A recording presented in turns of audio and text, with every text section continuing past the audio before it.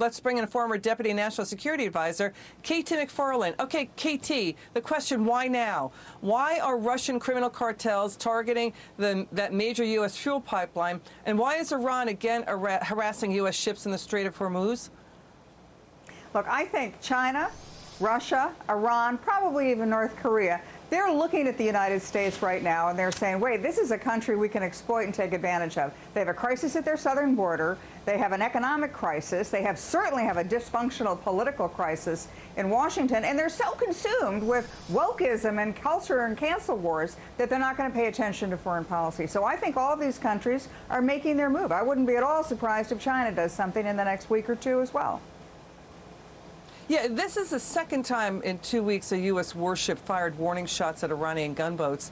KT, we haven't seen this in nearly 4 years, and we're seeing a report that the U.S. Navy reportedly seized a huge shipment of weapons, including 3,000 Chinese-made assault rifles on board a vessel heading to Iran. Your thoughts on that?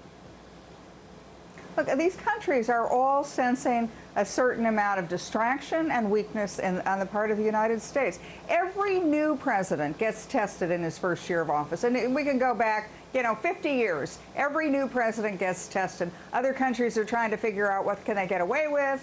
Maybe this is their opportunity. But if you look now at this unique time in American history, I think that the bad guys are all probably signaling to each other. I wouldn't be at all surprised if the Chinese and Russians are sharing intelligence, as well as with Iran. This is the time they are all going to figure out that they can get their bit. They can get away with stuff now, and especially if they do it all together, they can get away with stuff now they might not have in another time. I mean, Liz, I had a conversation with former President Trump a couple of months ago, and he said, they never would have dared to do this when I was president because they know I would have done something about it.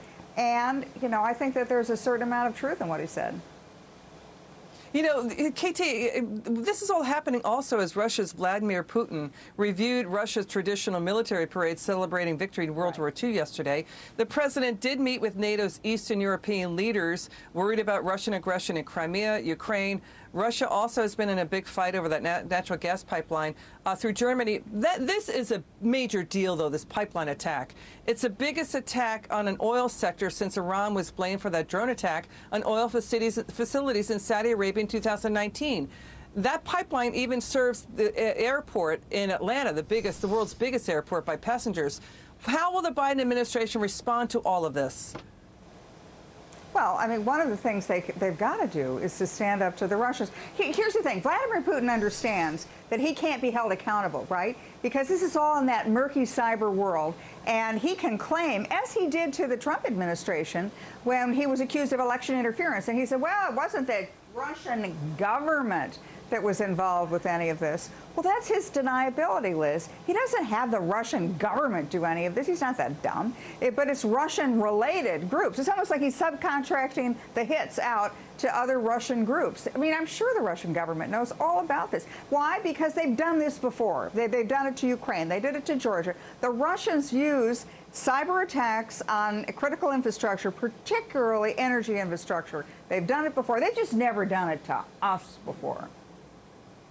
Yeah, they've shut down, I think, in Kiev at one point, there was huge power blackouts there, and I think in Estonia, too. KT McFarland, it's always great to see you. Thank you so much for joining us.